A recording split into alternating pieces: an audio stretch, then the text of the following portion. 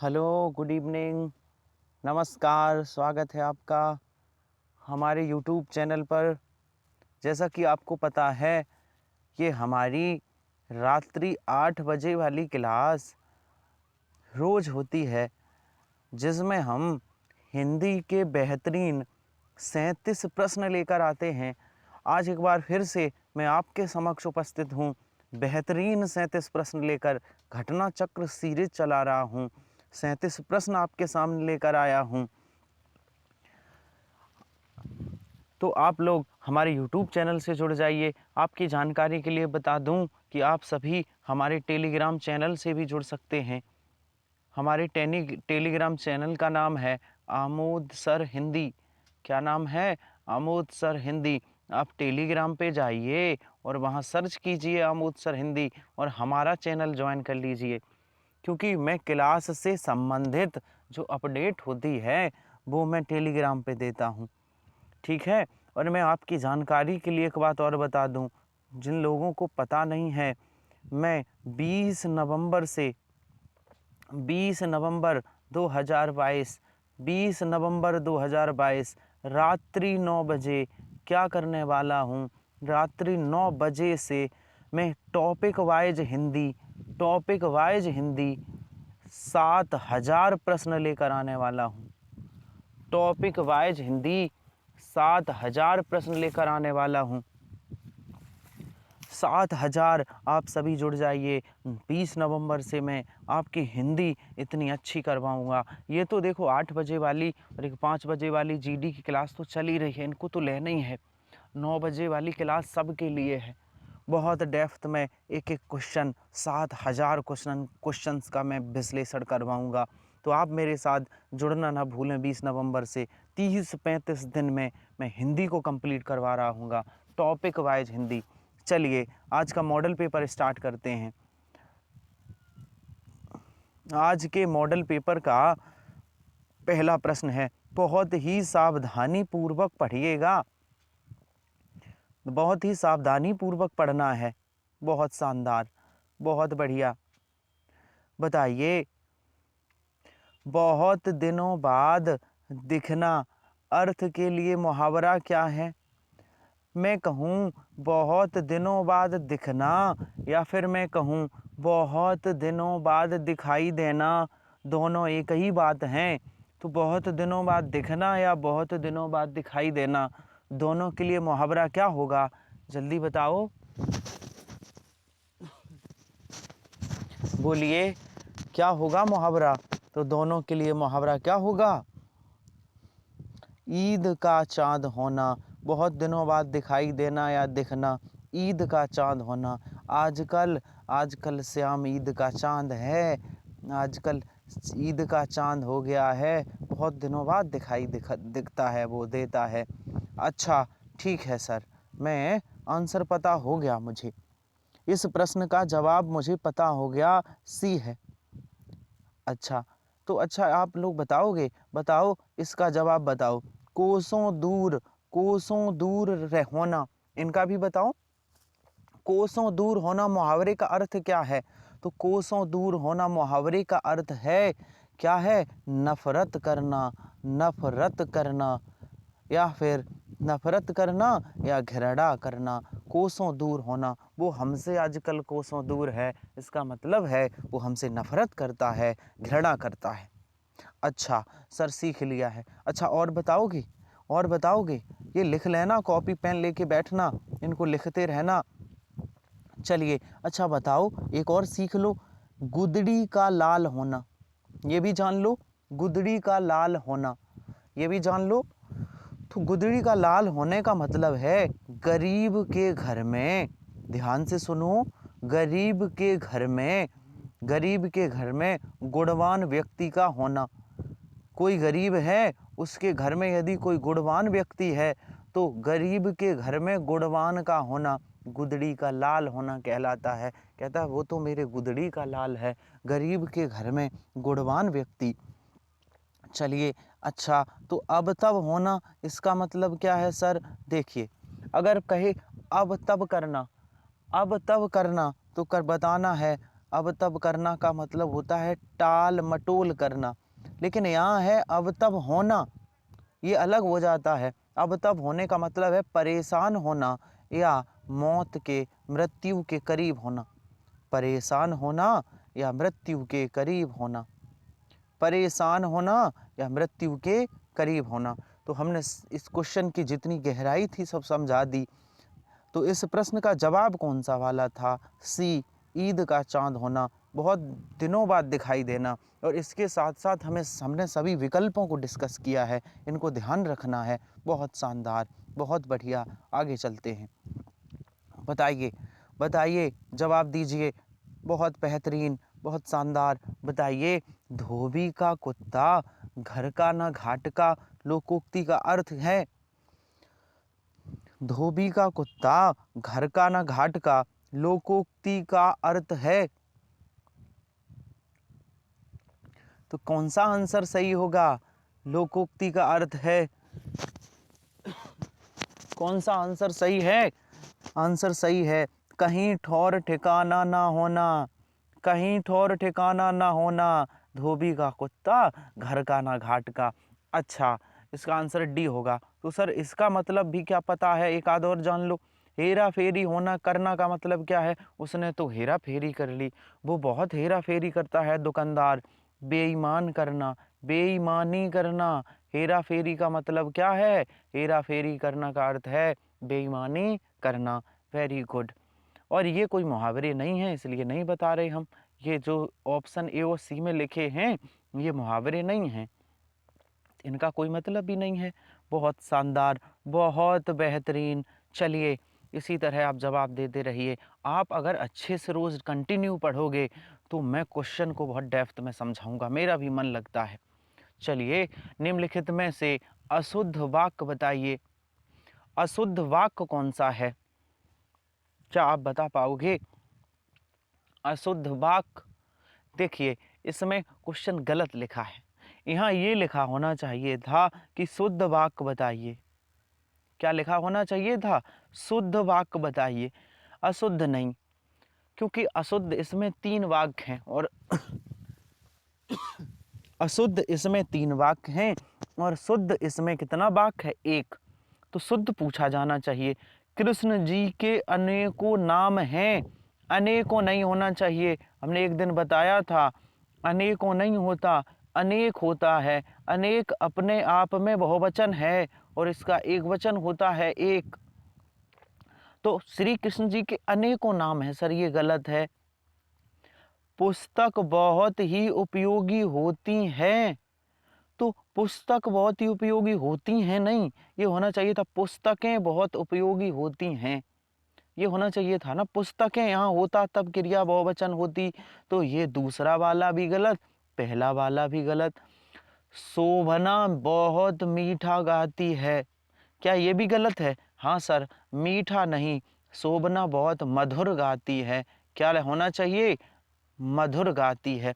कब गाने के लिए मधुर शब्द, मीठा तो कोई फल होता है, फल के लिए यूज करते हैं मीठा, कोई स्वाद हो तो उसके लिए मीठा, गाने के लिए मधुर, आवाज मधुर। तो तीनों अशुद्ध हैं, तो शुद्ध कौन सा है? मैं अभ्यास कर रहा हूँ। शुद्ध कौन सा है? Answer D. बहुत शानदार। तो अशुद्ध काट लो, इसमें टाइपिंग मिस्टेक है। निम्नलिखित में से शुद्ध वाक्य छांटिए, ये होना चाहिए। सीखने को मिला होगा आपको। बहुत शानदार। आइए आगे चलते हैं। हमारा अगला प्रश्न है,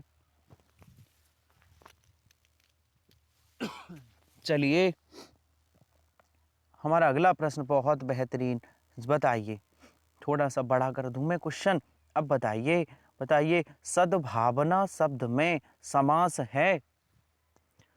शब्द सद्भावना शब्द में समास है, तो कौन सा समास है शब्द सद्भावना में? देखो, सद मीन्स होती है अच्छी, अच्छी या अच्छा। तो सद मीन्स अच्छी और भावना मीन्स भावना, अच्छी भावना, अच्छी नियति। तो एक पद विशेषण दूसरा विशेष है, कौन सा समास होगा सद्भावना में? सद्भावना में कौन सा समास है? कर्मधारय समास। सद्भावना में कौन सा समास है? मैं पढ़ा भी दूं, मैं आपको सद्भावना की थोड़ी व्याख्या बता दूं। सद्भावना शब्द में कर्मधारय समास है। जिन शब्दों में पद विशेषण और विशेष भाव को प्राप्त हों, कर्ता कारक के हों, वचन के हों, कर्मधार। आगे देखो, अपने मन का पढ़ो, जो तुम्हारे पसंद का है। सद्भावना पहला शब्द विशेषण और दूसरा विशेष है, अतः इस शब्द में कर्मधारय समास है। ठीक है, कर्मधारय समास है। तो अच्छी भावना, इसमें कहीं इसकी व्याख्या नहीं देगी। हमने आपको बताया सद मीन्स होता है अच्छा, भावना मीन्स नियति, अच्छी नियति, अच्छी भावना, नजरिया। चलिए बताइए, बहुत बेहतरीन अलंकार से प्रश्न है, जवाब दीजिए। मुदित मनोहर मानस देखा, पंक्ति में कौन सा अलंकार है? मुदित मनोहर मानस देखा, पंक्ति में कौन सा अलंकार है? गलत नहीं होना चाहिए। बहुत शानदार सर, इसमें तो एक वर्ड की आवृत्ति कई बार हुई। देखिए, माँ, ये और ये मामा 3 बार आया है। एक वर्ड की आवृत्ति एक से अधिक बार होती है या कई बार होती है, तो कौन सा अलंकार है? सर वहाँ अनुप्रास अलंकार है। आंसर कौन सा सही होगा? बी। बहुत बढ़िया जवाब, आप सभी का बहुत शानदार। चलिए आगे बढ़िए, आगे बढ़ जाइए। बताइए बताइए अगला प्रश्न, शानदार प्रश्न है। एक बार फिर से, वीर रस का स्थायी भाव होता है। वीर रस का स्थायी भाव क्या होता है? बताइए। तो अच्छा बताओ, रस के कितने भेद होते हैं? 9। कुल कितने? 11। तो इनके सॉरी, इनके स्थायी भाव जानते हो? वीर का होता है स्थायी भाव उत्साह। अच्छा, वीर का उत्साह है, तो रति किसका है फिर? सर रति श्रृंगार रस का है। किसका है? श्रृंगार रस का। अच्छा, क्रोध किसका है? तो रौद्र रस का। रौद्र का क्या है? क्रोध। और शोक किसका स्थायी भाव है? ये करुण रस का स्थायी भाव है। कौन सा? शोक। बहुत अच्छे, बहुत बढ़िया। चलिए बताइए अगला सवाल। बहुत बढ़िया है, छंद से प्रश्न है। नहीं आएगा तो हम बताएंगे, कोशिश करिए जवाब देने की। दामिनी दमक रही घन माही, खल के प्रति जथा थिर नाही। इन पंक्तियों में कौन सा छंद है? इन पंक्तियों में कौन सा छंद है? तो आइए हम मात्रा लगाने सिखाते हैं। बड़ी दा तो डबल मात्रा, 2 1 1 1 1 1 1 2 1 1 और इसकी हो गई 2 और 2। गिनो, 2 1 3 4 5 6 7 8 2 10 2 12 2 14 और 2 16। इसमें 16 हैं तो पक्का है इसमें भी 16 होंगी।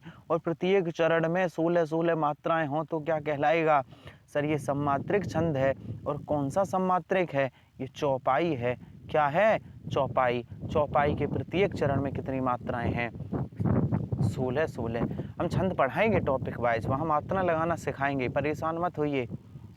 चलिए, आने वाली है हिंदी रात्रि 9 बजे 20 नवंबर से।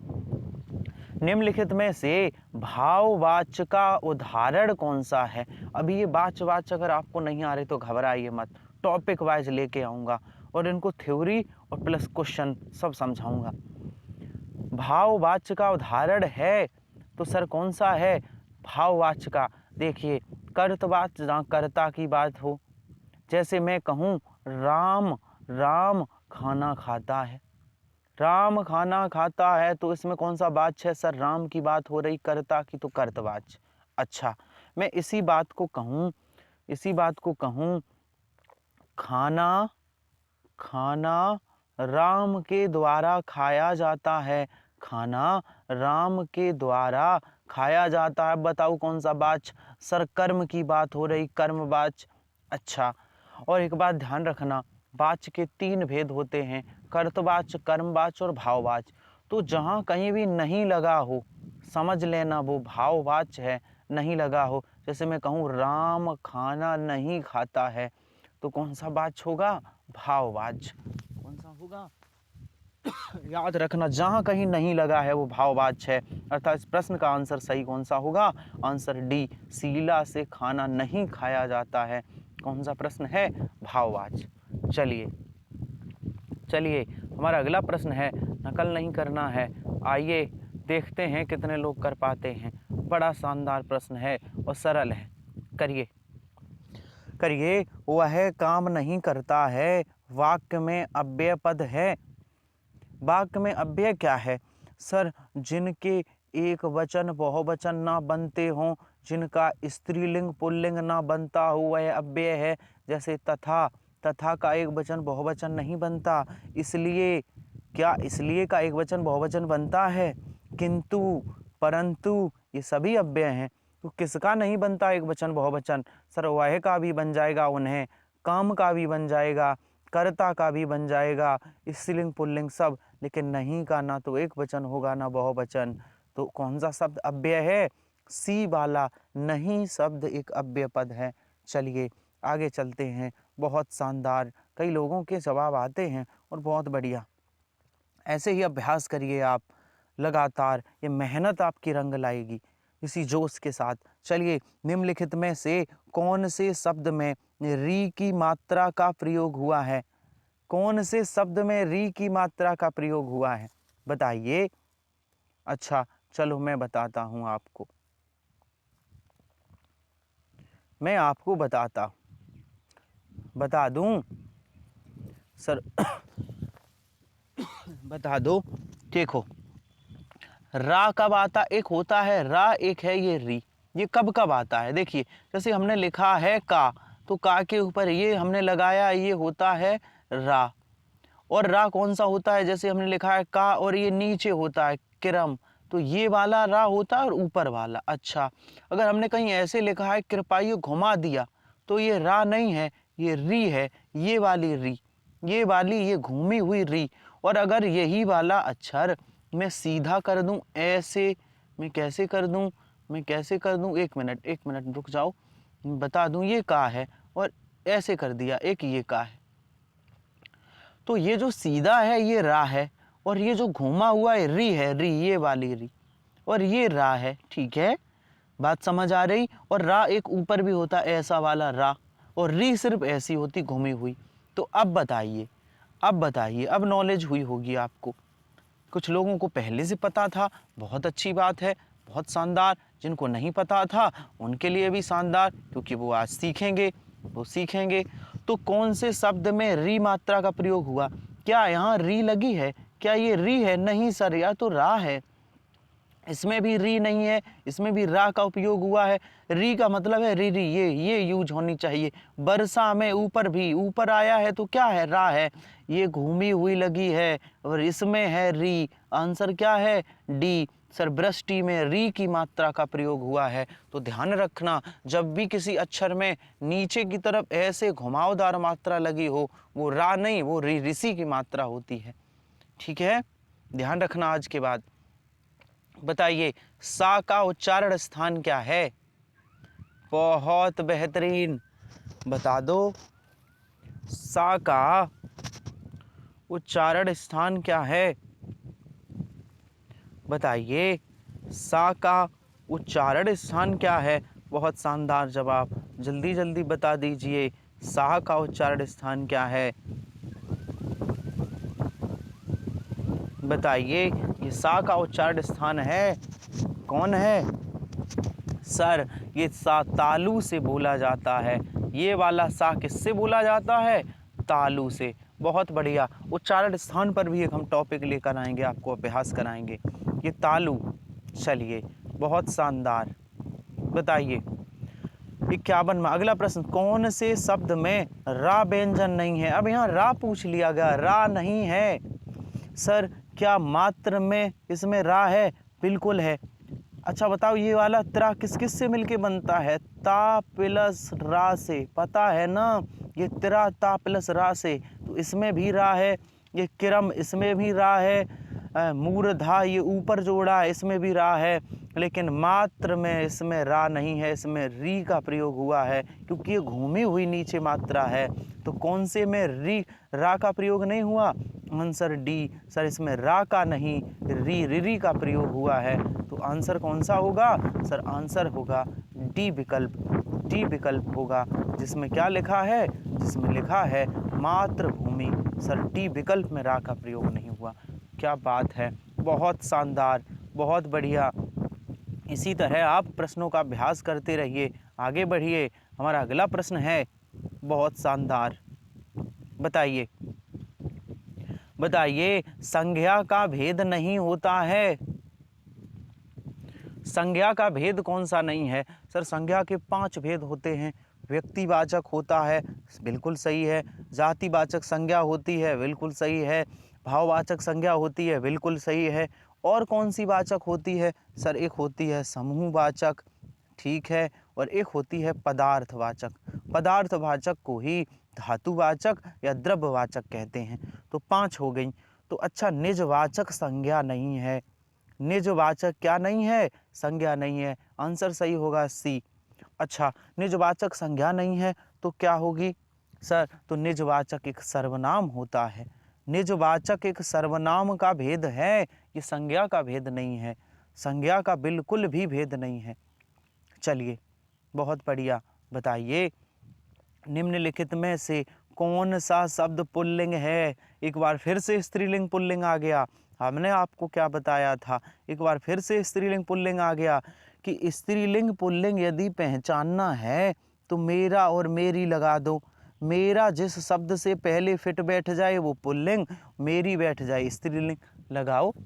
मेरा वचन की मेरी वचन। सर मेरा वचन, तो मेरा वचन सर यही है पुल्लिंग। आंसर सही होगा ए। कौन सा सही होगा? ए। अब आप कहोगे सर यहाँ और भी चेक कर लो, कर लो। मेरी प्यास की मेरा प्यास, मेरी प्यास। सर ये तो कौन सी है? मेरी फिट बैठ रहा है, ये स्त्रीलिंग है। और हमें चाहिए क्या? पुल्लिंग। ये भी नहीं है। ये मेरी, मेरी बचत, मेरा बचत की मेरी बचत, मेरी बचत स्त्रीलिंग है और पूछा गया पुल्लिंग। मेरी हानि की मेरा हानि। सर मेरी हानि, मेरी हानि ये भी स्त्रीलिंग। ऑप्शन सी भी स्त्रीलिंग, ऑप्शन बी भी स्त्रीलिंग, ऑप्शन डी भी। तो कौन स्त्रीलिंग नहीं है? अर्थात पुल्लिंग कौन सा शब्द है? तो मेरा वचन, ये पुल्लिंग शब्द है। ऑप्शन सही होगा ए। बहुत बढ़िया, क्या बात है। आगे बढ़िए, आगे बढ़िए। फिर से एक बार शानदार प्रश्न। कल की अगर क्लास ली है आपने तो आप इस प्रश्न का जवाब दोगे। कल की अगर क्लास ली है। बताइए बताइए, सदा बहुवचन में प्रयुक्त होने वाला शब्द कौन सा है? अच्छा, स्त्रीलिंग पुल्लिंग कैसे पहचानोगे? मेरा मेरी लगा के। एक वचन बहुवचन कैसे पहचानना है? उसके पीछे क्रिया लगाओ। सदा बहुवचन तो घर होता है, तो घर होता है कैसी क्रिया है? एक वचन क्रिया है तो शब्द भी एक वचन है। प्रत्येक एक वचन होता है, रट के रखना। प्रत्येक एक वचन है। मुनि, मुनि भी एक वचन है। मुनि कौन सा है? मुनि एक वचन है।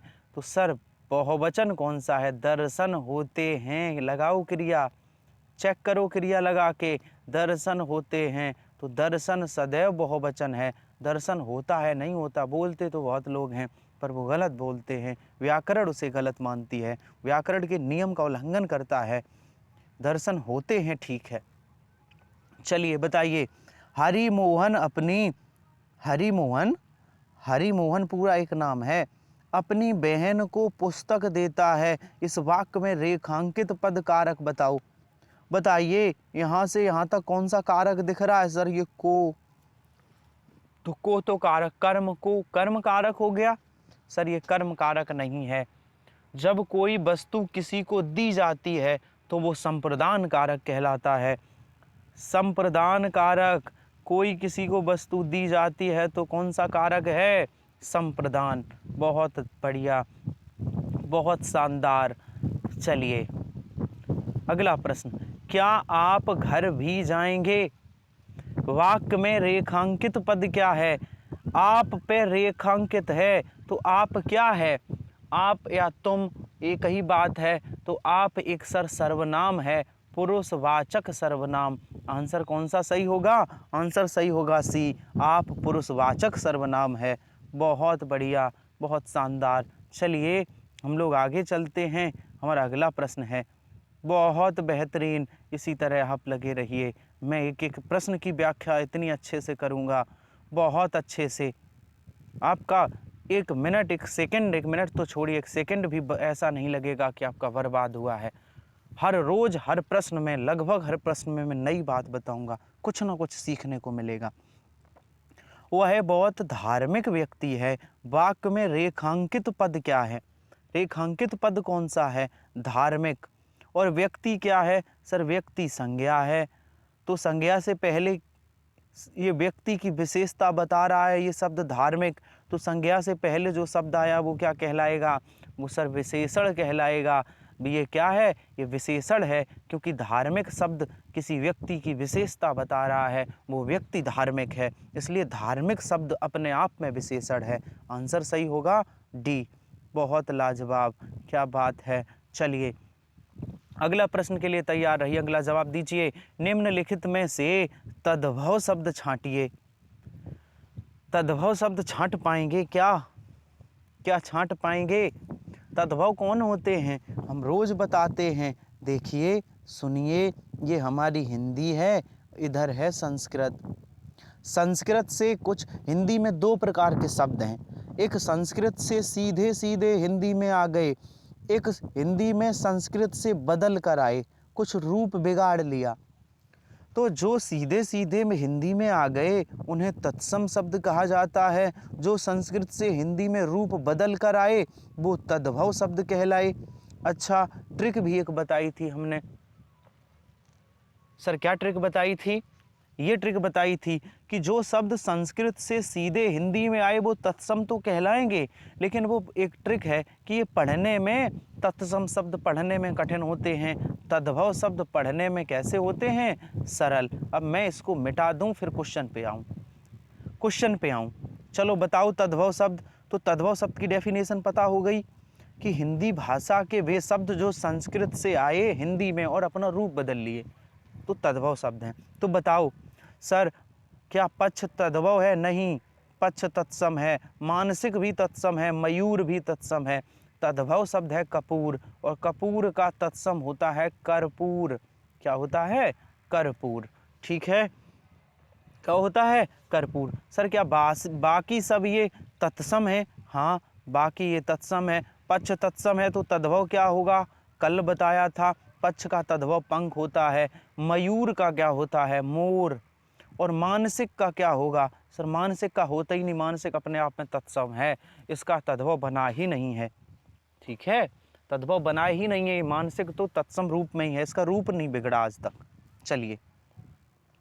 चलिए बहुत बढ़िया, बहुत शानदार क्लास।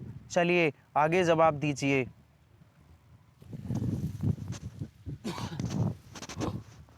सब कुछ जानने वाला, वाक्यांश के लिए एक शब्द है। जो सब कुछ जानता हो उसके लिए एक शब्द बताइए।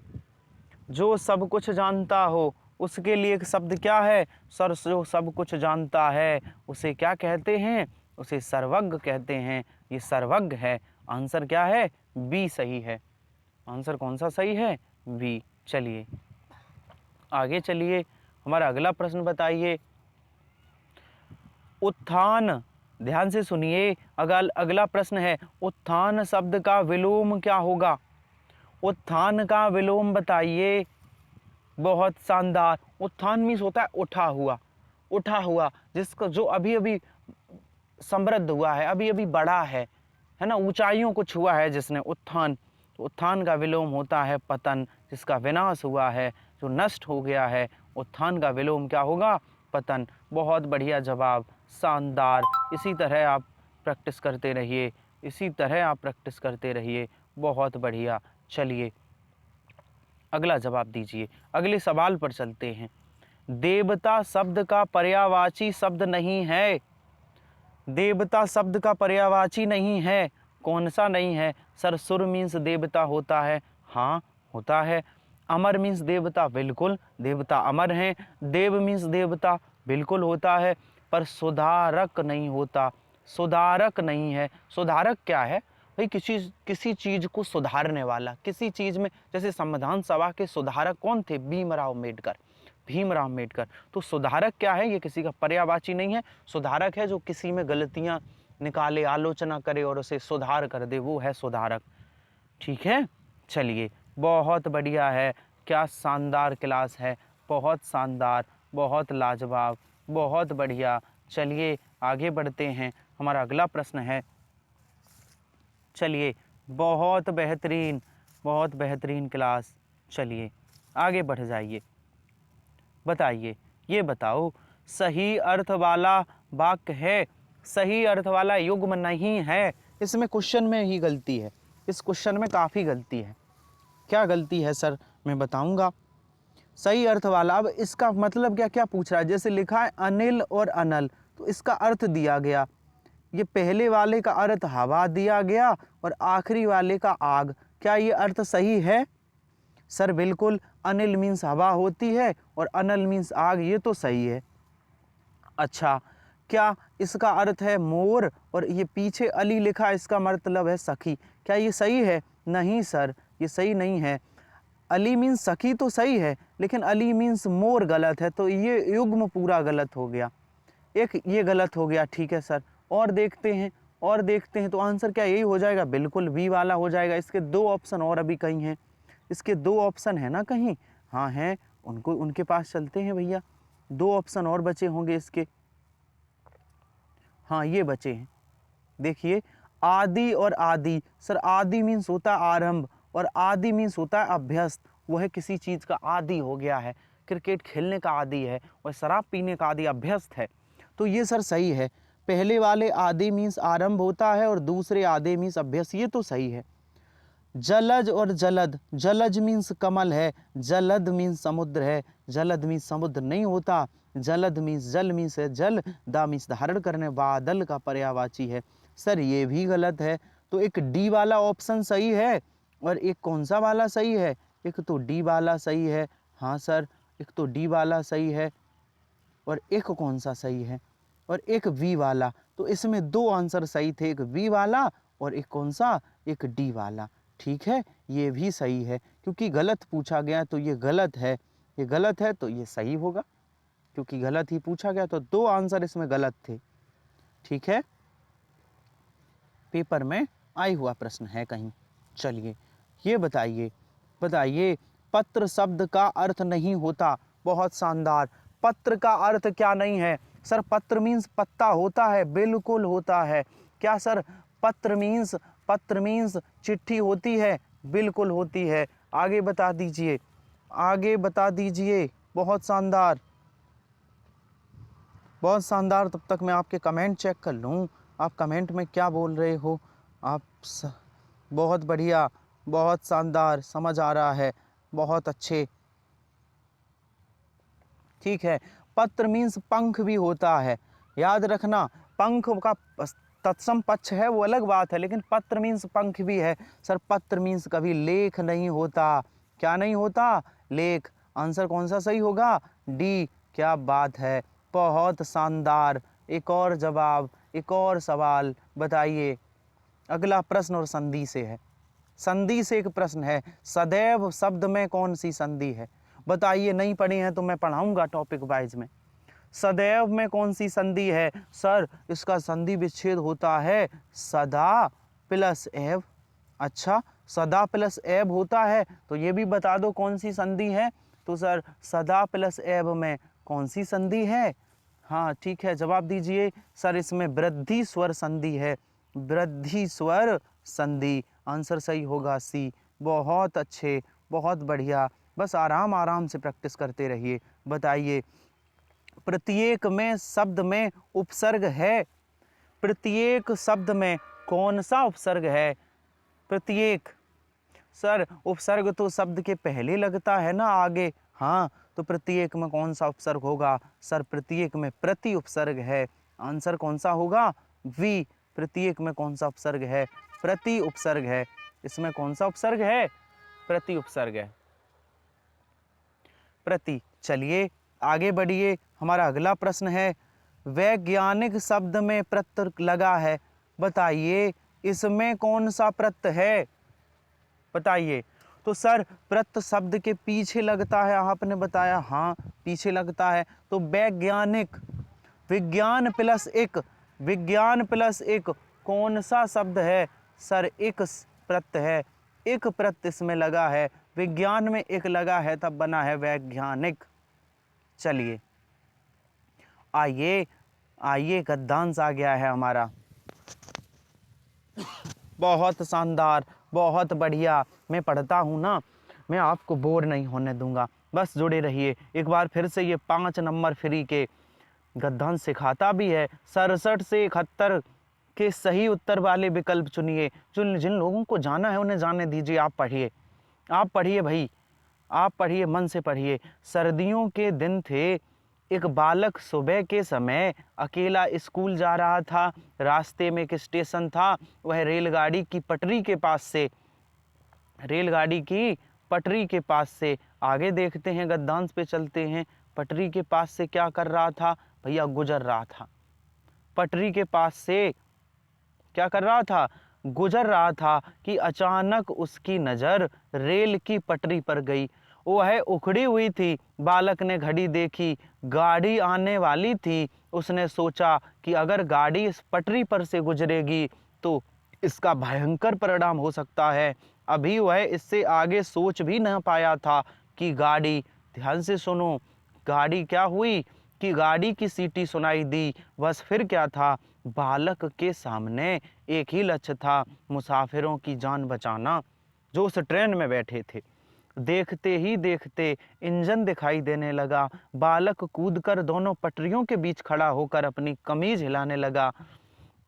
ड्राइवर की नज़र उस बालक पर पड़ गई और उसने ब्रेक लगा दी, लेकिन गाड़ी बिल्कुल बालक के पास आकर रुकी। ड्राइवर ने क्रोध से पूछा, क्या तुम्हें अपनी जान की कोई परवाह नहीं है?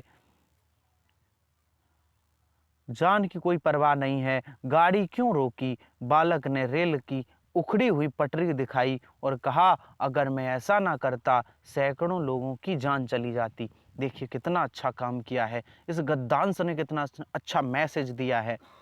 बहुत बढ़िया, शानदार।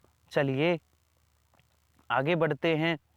लोगों की जान बचाने का कार्य बच्चे के किस गुण को प्रकट करता है? बताइए, लोगों की जो जान बचाई थी उसने, तो किस गुण को प्रकट करता है? बता दीजिए, बताइए, बताइए। सर त्याग नहीं, परहित, दूसरे का हित। कौन सा गुण था? वो दूसरे का हित चाहता था, परहित को प्रकट करता है। किसको प्रकट करता है? परहित को। बहुत बढ़िया, शानदार। बताइए, बच्चे ने घड़ी क्यों देखी? बच्चे ने घड़ी क्यों देखी थी? क्योंकि बच्चे ने घड़ी इसलिए देखी क्योंकि रेल आने का समय हो रहा था। बच्चे ने घड़ी क्यों देखी? क्योंकि रेल आने का समय हो रहा था। बहुत शानदार, बहुत बढ़िया, एक बहुत बढ़िया। एक बार फिर से आपका जवाब। चलिए अगला बताइए, बच्चे का कमीज हिलाना व्यक्त करता है। बच्चे ने जो कमीज हिलाई थी वो क्या व्यक्त करता है? वो उसकी सूझबूझ व्यक्त करता है, उसकी बेवकूफ़ी व्यक्त करता है, शरारत को या असावधानी को। किसको व्यक्त करता है? तो वो किसको व्यक्त करता है? वो बच्चे की सूझबूझ थी। क्या थी? बच्चे की सूझबूझ थी। बहुत बढ़िया, बस कुछ प्रश्न और बचे हैं। बहुत बढ़िया। रेल ड्राइवर को क्रोध क्यों आया? बताइए, रेल ड्राइवर को क्रोध क्यों आया? क्या आप बता पाएंगे? रेल ड्राइवर को क्रोध इसलिए आया क्योंकि बच्चे की जिंदगी का सवाल था। आंसर सही होगा बी, बच्चे की जिंदगी का सवाल था, क्योंकि वो ट्रेन के सामने खड़ा हो गया था। चलिए आगे चलते हैं। हमारे अगला प्रश्न है, बस 4-5 प्रश्न और हैं, 4-5 प्रश्न और हैं, शानदार तरीके से करिए। टूटी पटरी को देखकर ड्राइवर के मन में बच्चे के प्रति आया होगा, क्या आया होगा? जब टूटी पटरी देखी तो ड्राइवर के मन में क्या आया? शाबाशी देने का भाव, शाबाशी देने का भाव आया होगा। यही भाव आया होगा। चलिए अब गद्यांश के प्रश्न समाप्त हुए। कुछ और अतिरिक्त प्रश्न हैं उनको कर लेते हैं। 3-4 प्रश्न और बचे हैं। शानदार। चलिए बताइए, अज्ञे जी को किस कृति पर ज्ञानपीठ पुरस्कार मिला है? किस कृति पर अज्ञे जी को ज्ञानपीठ पुरस्कार मिला है? शानदार जवाब आपका होना चाहिए। सर ये तो कितनी नावों में कितनी बार, इसके लिए अज्ञे जी को ज्ञानपीठ पुरस्कार मिला है। किसके लिए? कितनी नावों में कितनी बार। बहुत बढ़िया। बताइए इसका जवाब। इसका जवाब बताइए, उर्वशी के रचनाकार कौन है?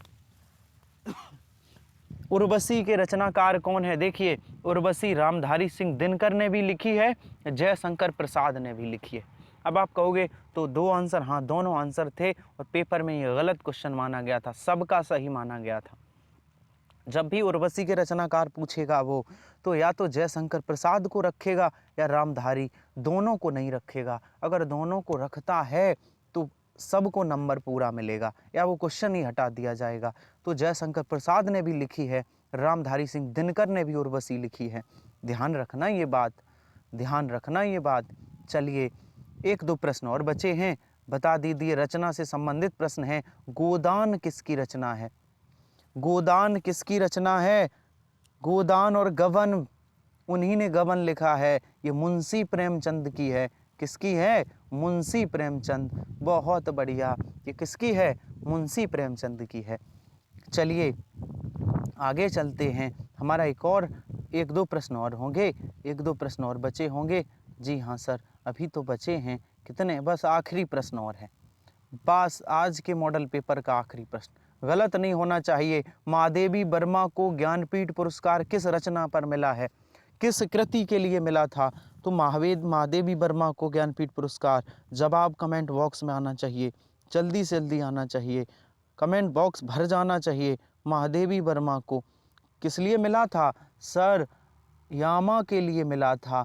कब मिला था? 1982 में मिला था महादेवी वर्मा को। तो आज का हमारा मॉडल पेपर समाप्त हुआ। कमेंट बॉक्स में बताइए आज का हमारा जो मॉडल पेपर कैसा लगा। हमने जो विश्लेषण करके समझाया आपको क्या अच्छा लगा, क्या समझ आया, तो ज़रूर कमेंट बॉक्स में टाइप करिए और हमें बताइए। मेरा मनोबल बढ़ाइए कल, क्योंकि मैं और ऊर्जा के साथ आपको पढ़ा सकूं। और ये भी बताइए आपके 37 में से कितने प्रश्न सही हुए? 37 में से। ठीक है, तो शानदार आज हम लोगों ने क्लास में क्वेश्चन किए। आपकी जानकारी के लिए एक बार फिर बता दूं, आप मेरे टेलीग्राम चैनल पर जुड़ सकते हैं जिसका नाम है Amod sir Hindi. Telegram channel पर जुड़ सकते हैं आमोद सर हिंदी। और मैं 20 नवंबर से 7000 प्रश्नों की टॉपिक वाइज हिंदी लेकर आ रहा हूं। 20 नवंबर से, जो 30 से 35 दिन में कंप्लीट की जाएगी। रात्रि 9 बजे से स्टार्ट करूंगा। किसी का भी एग्ज़ाम देना आप, क्वेश्चन वहीं से फंसेगा, 100% क्वेश्चन वहीं से। इतना अच्छा एनालिसिस करूंगा। क्लास थोड़ी लंबी ज़रूर होगी, 9 बजे बताऊंगा, लेकिन इतनी ज़बरदस्त क्लास होने वाली है। आप सभी तैयार रहिए। तो आइए आज का सेशन समाप्त करते हैं। मिलते हैं कल इसी समय नए प्रश्नों के साथ। तब तक के लिए धन्यवाद।